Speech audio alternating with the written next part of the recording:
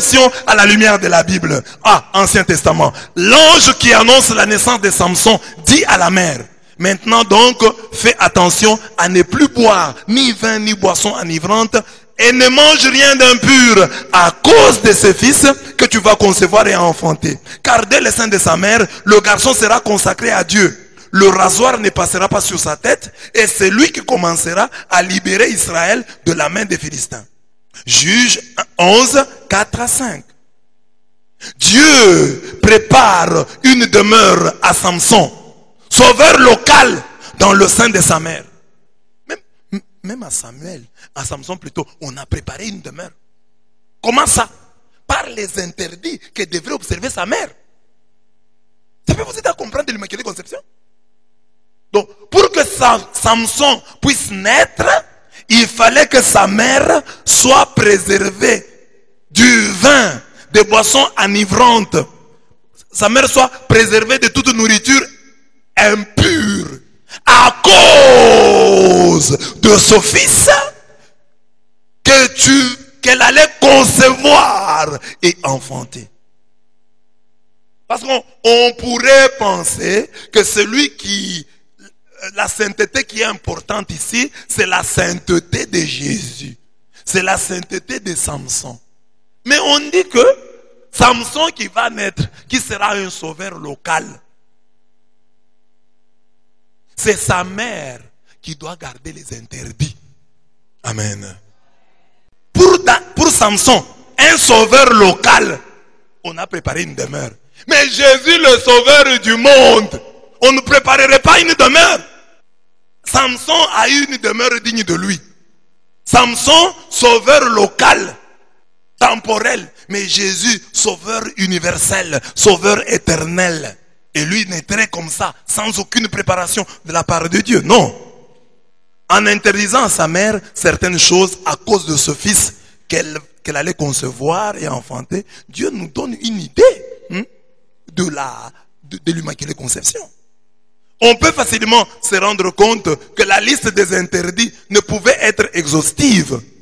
Le mensonge, la colère, les critiques ne sont pas cités. Mais on peut les citer. Parce que la maman devait se garder pure.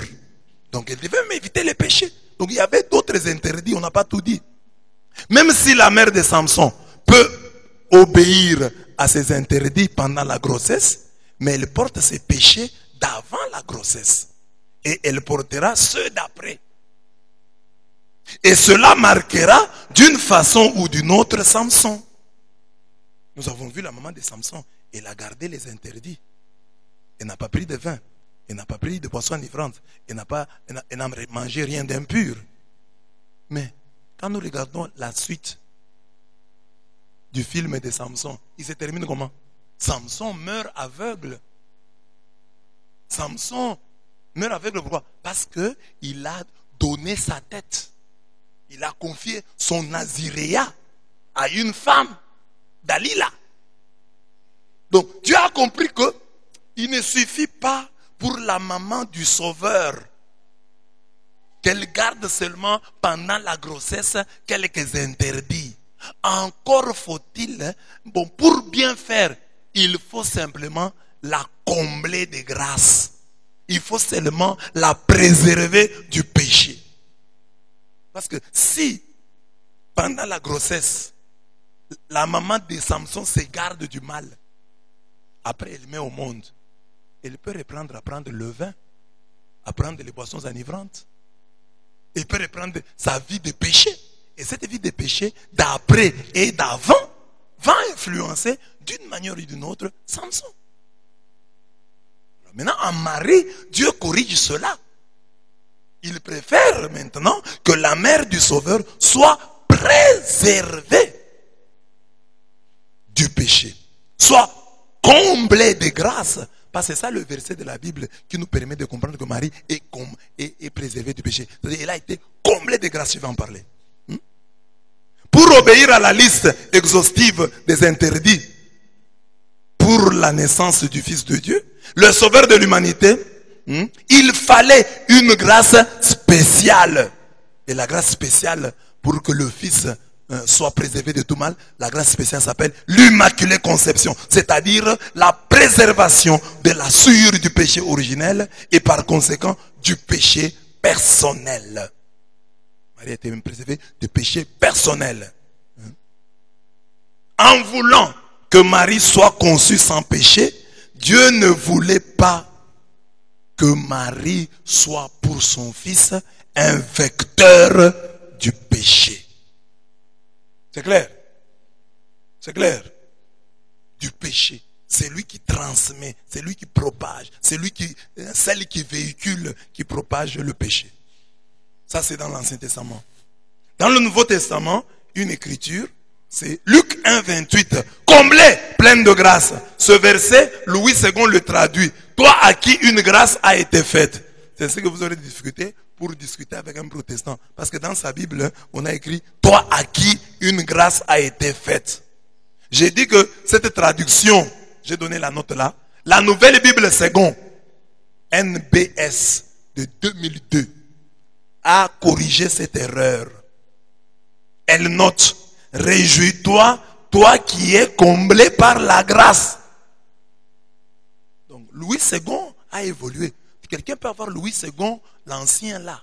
Mais la Nouvelle Bible Seconde de 2002 dit que réjouis-toi, toi qui es comblé par la grâce. Donc l'ancien Louis II avait mal traduit Luc 1, 28. Parce que même les témoins de Jéhovah traduisent que caritomene par extrêmement favorisé. C'est-à-dire si on traduit autrement, on va dire toi qui es rempli de faveur, pleine de grâce, comblé de grâce.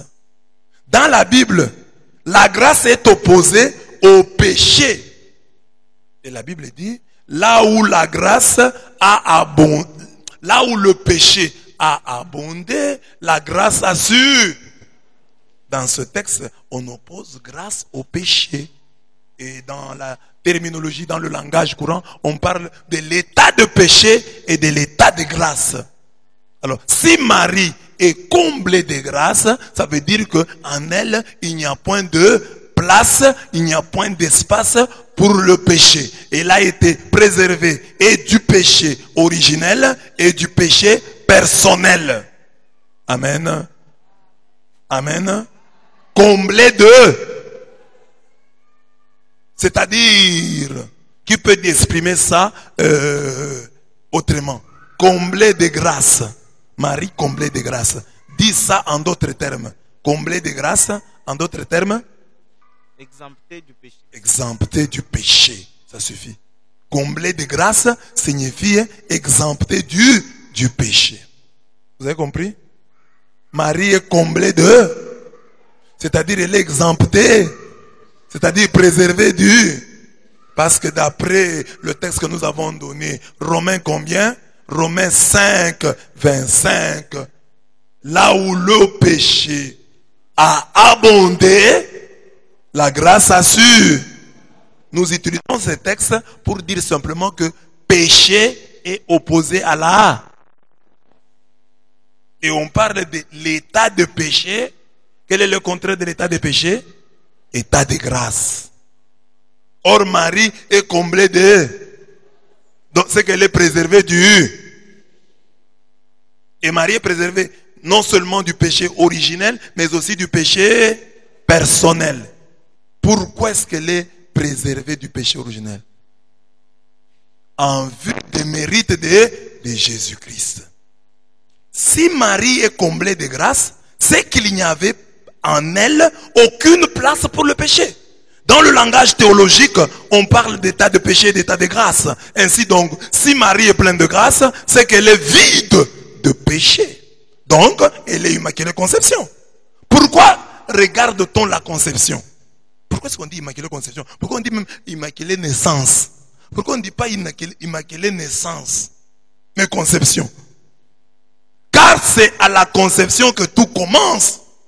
Le psalmiste le dit bien, David le dit, psaume 51, verset 7. Vois, mauvais je suis né, pécheur ma mère m'a conçu. Donc nous tous ici, nous avons été conçus pécheurs. J'ai expliqué si j'ai parlé de nos mères.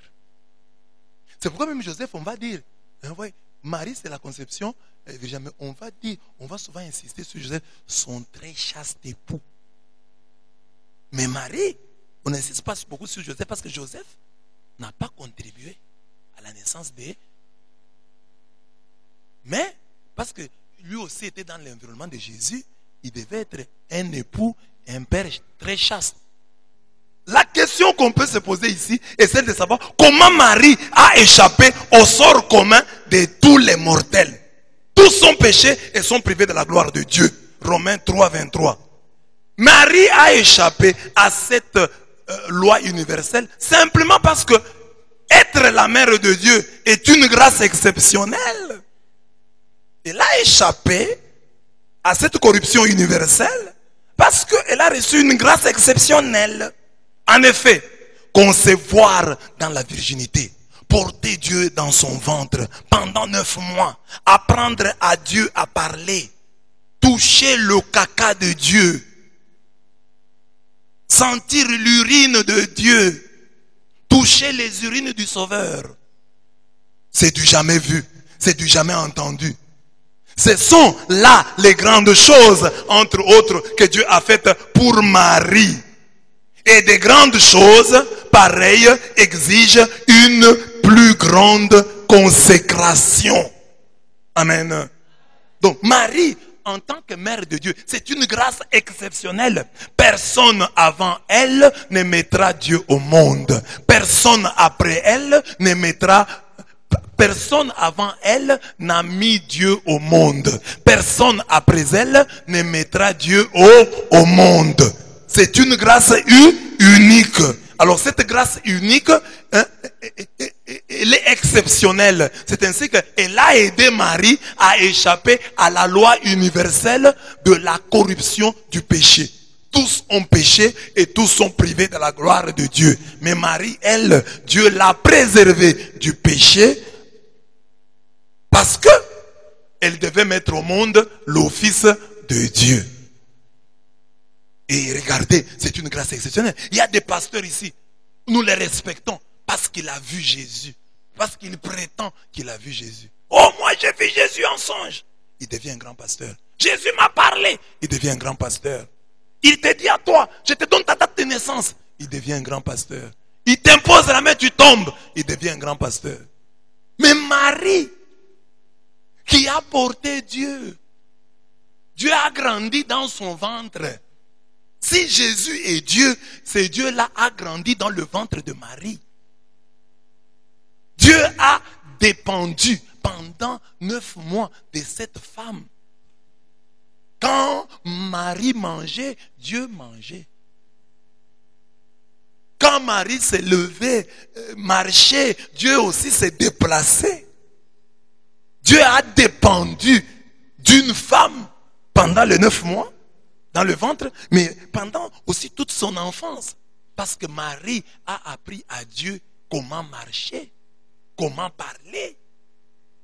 Ces privilèges-là, c'est comme dire, l'Éternel, Dieu, le Seigneur a fait pour moi des grandes choses, des choses merveilleuses.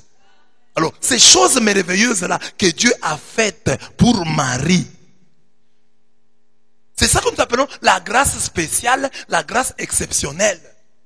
Pour les branhamistes, Branham est grand parce qu'il avait une colonne de feu, bon, entre guillemets. Mais Marie a porté Dieu fait chair. C'est indiscutable, c'est indubitable. Cette femme a mis Dieu au monde. Car le Fils qui est né de Marie est réellement le Verbe qui était au commencement. Au commencement était la parole. La parole était avec Dieu et la parole était... Et après on dit, la parole s'est faite chair. Elle a pris chair en qui? En Marie. Le pasteur qui tient la Bible, il est grand. Les gens le craignent. Oh, ce pasteur-là, il prêche bien. Moi ici, comme j'ai la parole de Dieu, vous me respectez parce que je prêche la parole de Dieu. Mais elle, en qui la parole a grandi. Elle qui a nourri la parole. Nous, la parole nous nourrit, mais elle a nourri la parole. Amen. Elle est allée à la maternité et la parole est sortie d'elle. De son souffle, la parole est sortie.